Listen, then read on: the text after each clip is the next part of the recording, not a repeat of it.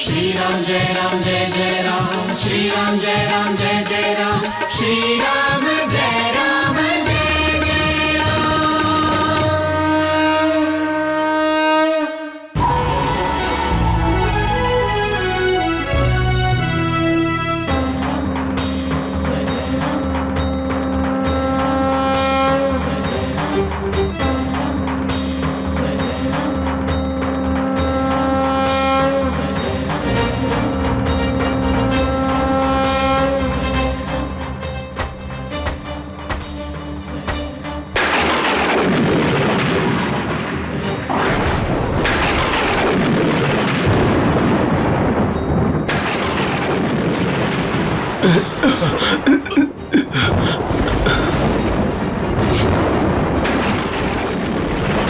এটা রঘুনন্দনের কুদণ্ড ধনুকের টঙ্কার মাথা ত্রিজটা। এর অর্থ এটাই যে যুদ্ধ এখনো পর্যন্ত শেষ হয়নি, যুদ্ধ সমাপ্ত হয়নি মাতা। এই টঙ্কার দুষ্ট রাবণকে বলছে যে রঘুনন্দনের কুদণ্ড ধনুক থেকে নিক্ষিপ্ত বাণ দুষ্ট রাবণের প্রাণ নিয়ে ছাড়বে। স্বামী, এ কার ধনুকের হুঙ্কার? রামের ধনুকের। তাহলে কি রাম লঙ্কা নগরীতে পৌঁছে গেছেন? মহারানী, ক্রোধিত হবেন না লঙ্কেশ, কিন্তু সবাই এটাই ভাববে রাম সেনাপতিকে রক্ষার জন্য লঙ্কায় প্রবেশ করবেন। রাম কখনোই লঙ্কায় প্রবেশ করতে পারবে না। এ আপনার ভ্রম স্বামী, কে আটকাবে ওনাকে? এর আগে কি উনি আপনার ভ্রম ভাঙেননি? মহারানী, তুমি এই লঙ্কার মহারানী, লঙ্কার ভালোটা দেখো। লঙ্কার হিতের কথাই ভাবছি। রামের জন্য কোনো কিছুই অসম্ভব নয় স্বামী। তুমি কৃপা করে ওই নামটাকে সম্মান করো না। আমি তো আপনাকে সত্যিটা বলতে চাইছি লঙ্কেশ। যার কাছে হনুমানের মতো সেবক আছে তার কাছে কোনো কিছু করাই অসম্ভব নয়। আর আপনি এটা কি করে ভুলতে পারেন যে হনুমানের সাহায্য নিয়েই রাম লঙ্কার সুরক্ষা কবচ পঞ্চবক্ত্রমকে ধ্বংস করেছে? তুমি কি বলতে চাইছো? এটাই যে রাম মহাকায় হনুমানের সহায়তায় যে কোনো সময় লক্ষণের সঙ্গে লঙ্কায় প্রবেশ করতে পারেন আর লঙ্কার উপর আক্রমণও করতে পারেন। শুধু তাই নয়, মহাবলী কুম্ভকর্ণের সঙ্গে যুদ্ধ করে সুগ্রীবের রক্ষাও করতে পারেন। আপনি সুগ্রীবের বন্দী হওয়ার আনন্দে মেতে আছেন, কিন্তু আপনি এটা কিছুতেই বুঝতে পারছেন না যে স্বয়ং ঠাকুরপো মৃত্যুর দ্বারে দাঁড়িয়ে আছেন।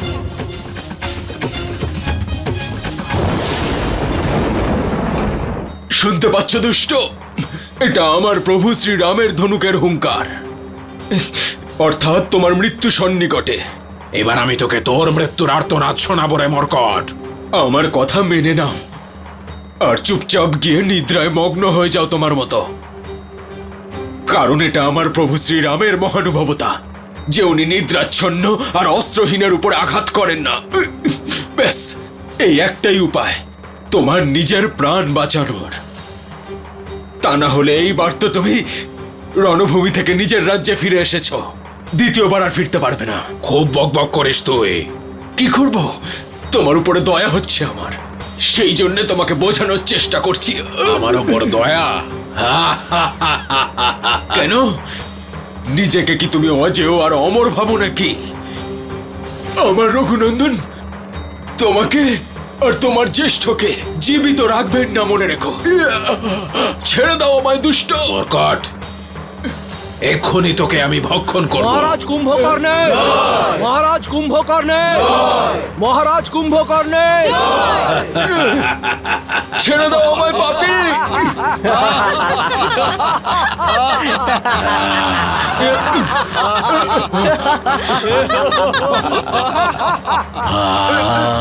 মহারাজ কুম্ভকর্ণে, মহারাজ কুম্ভকর্ণে, মহারাজ কুম্ভকর্ণে, মহারাজ কুম্ভকর্ণে। জয় শ্রীরাম।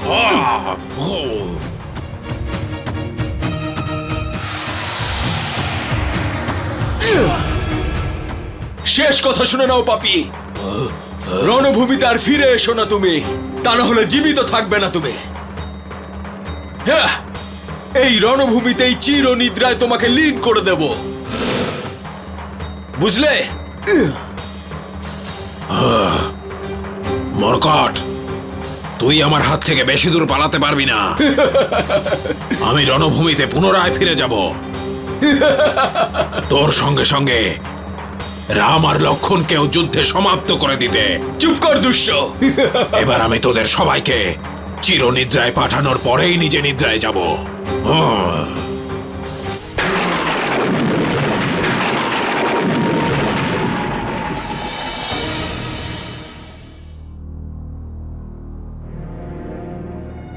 বজ্রমালা,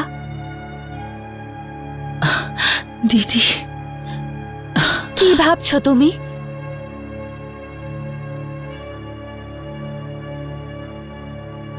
মহারাজ কুম্ভকর্ণকে মনে পড়ছে।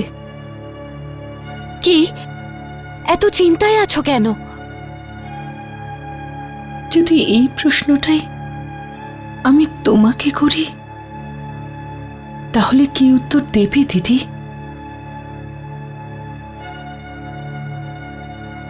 আমি যুদ্ধের জন্য চিন্তায় আছি। এই যুদ্ধই আমাকেও বিচলিত করেছে। মহারাজ কুম্ভকর্ণ কত যুদ্ধই না করেছেন আর জয়ী হয়েছেন, কিন্তু এর পূর্বে আমি এত বিচলিত কখনো হইনি। এই যুদ্ধের কারণে মনে ভয়ের উদ্রেক হচ্ছে দিদি। আমার আত্মবিশ্বাস হারিয়ে যাচ্ছে দিদি। এর পূর্বে আমার বিশ্বাস ছিল যে জয় আমাদেরই হবে, কিন্তু আর সেই বিশ্বাস রইল না দিদি, আর সেই বিশ্বাস রইল না।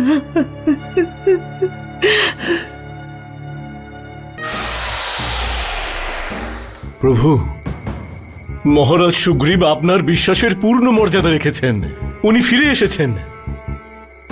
মহারাজ সুগ্রীবের জয়, মহারাজ সুগ্রীবের জয়।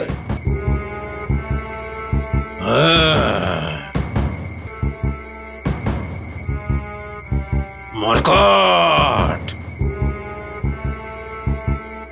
কোথায় পালাবি?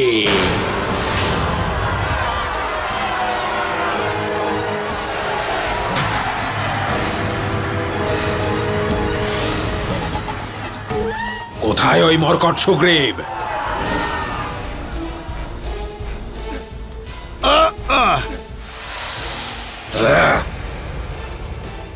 খুবই বলশালী দেখছি। কে তুমি? আমার হাতে মৃত্যুর পূর্বে নিজের আর নিজের পিতার নাম বলো। যদি আমার পিতাশ্রীর নাম শোনো তাহলে তোমার অহংকারে উন্নত ওই শির লজ্জায় ঝুঁকে পড়বে। আমি সেই মহাবলী বালি পুত্র অঙ্গদ, যে তোমার ভ্রাতা রাবণকে নিজের কাঁখে আটকে রেখেছিল। আচ্ছা আচ্ছা, তাহলে তুমি সেই অঙ্গদ যে নিজের পিতার হত্যাকারীর সেবা করছে। সমস্ত সংসার তোমায় নিন্দা করছে। আমি এবার তোকে চিরতরে মুক্তি দেব।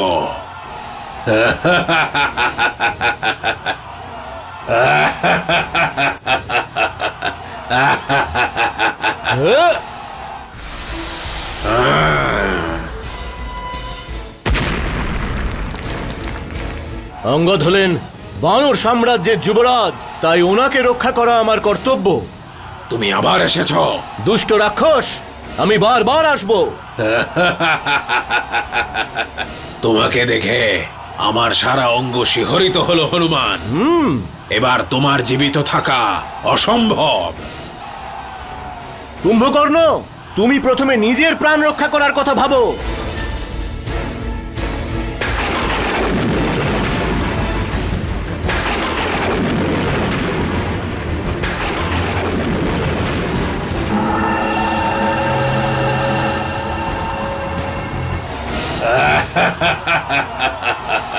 এই শিলার দ্বারা আমাকে বধ করবে? ঠিক আছে, করো প্রয়াস। নিক্ষেপ করো এই শিলা। যদি আমি একটুও বিচলিত হই, তাহলে সেটাকে পরাজয় মেনে এই যুদ্ধভূমি পরিত্যাগ করব। নিক্ষেপ করো, সম্পূর্ণ শক্তি প্রয়োগ করো, মারো। কুম্ভকর্ণ,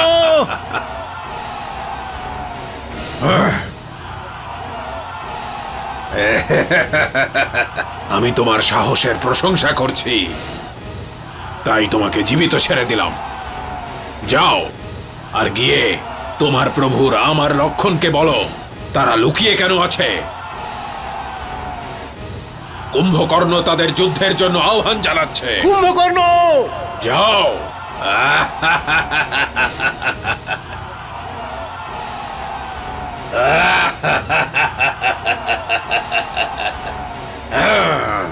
রক্ষা করো প্রভু, রক্ষা করো আমাদের, রক্ষা করো তুমি। কোথায় সেই রাম? বাঁচাও। আমার সামনে আসছে না কেন? যাও আর গিয়ে তাকে বলো যে কুম্ভকর্ণ তাকে যুদ্ধে আহ্বান জানাচ্ছে। রক্ষা করুন প্রভু, আমাদের প্রাণ রক্ষা করুন প্রভু। রক্ষা করো তুমি। আমাদের সৈন্যরা ভীত জ্যেষ্ঠ।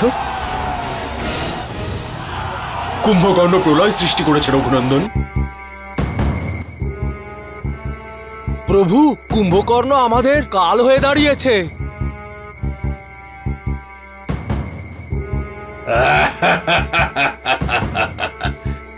প্রভু, ওকে যদি না আটকানো হয় তাহলে সমগ্র সেনাকেও খেয়ে নেবে।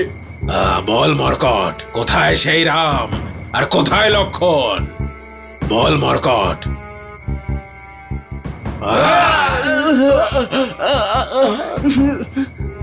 আমি ওর সেনাকে বিনাশ করছি, আর সে কোথায় গিয়ে মুখ লুকিয়ে বসে আছে? আর এই অপমান আমি সহ্য করতে পারছি না জ্যেষ্ঠ। বানরদের এই করুণ অবস্থা আমি আর দেখতে পাচ্ছি না রঘুনন্দন। রঘুনন্দন, যদি আপনি আদেশ দেন তাহলে কুম্ভকর্ণের সাথে আমি লড়াই করতে চাই। না বানররাজ, যুদ্ধ আমি করব। কুম্ভকর্ণ আমাকে ডাকছে, আর তার উত্তর আমি দিতে চাই। আমাকে আজ্ঞা করো জ্যেষ্ঠ। যাও আর জয়ী হয়ে এসো।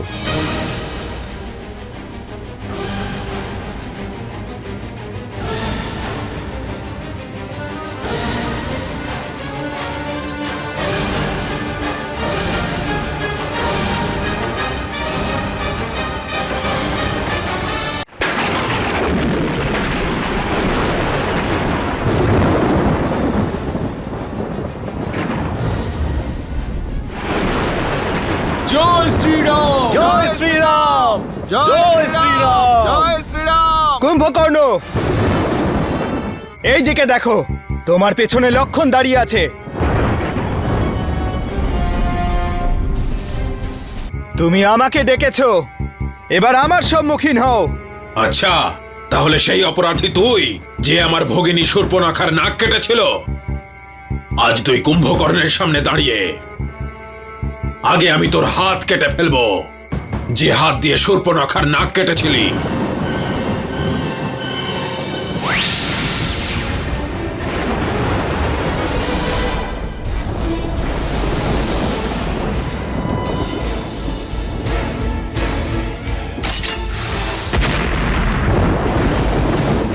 সৌমিত্র লক্ষণের সৌমিত্র লক্ষণের সৌমিত্র লক্ষণের। এই অস্ত্র কেবল শিবই প্রতিহত করতে পারেন, যা তুই আজ প্রতিহত করলি।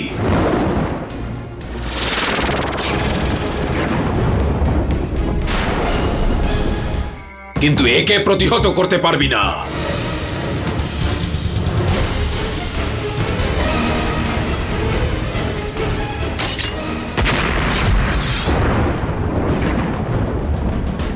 জয় শ্রীরাম! জয় শ্রীরাম! জয় শ্রীরাম!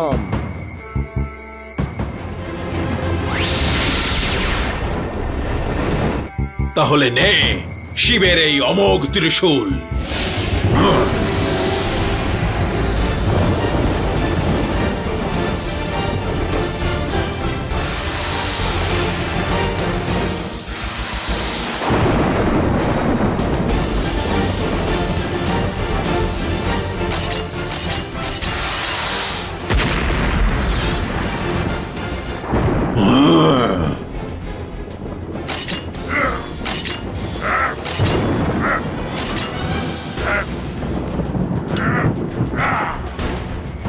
ওই রাম কোথায়?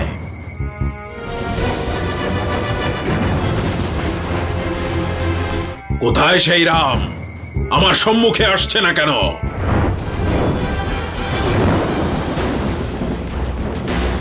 যাও আর গিয়ে তাকে বলো যে কুম্ভকর্ণ তাকে যুদ্ধে আহ্বান জানাচ্ছে।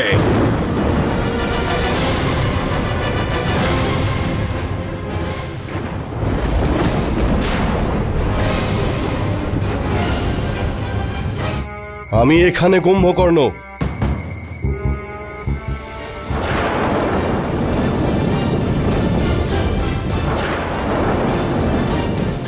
তোমাকে যমলোকে পাঠানোর জন্য তোমার সম্মুখে দাঁড়িয়ে। তোমার সামনে কোনো খর বা দূষণ দাঁড়িয়ে নেই রাম। দু চারটে ছোট রাক্ষসকে বধ করে তোমার অহংকার হয়ে গেছে। তোমার সম্মুখে ত্রিলোকের অদ্ভুত বীর কুম্ভকর্ণ দাঁড়িয়ে আছে।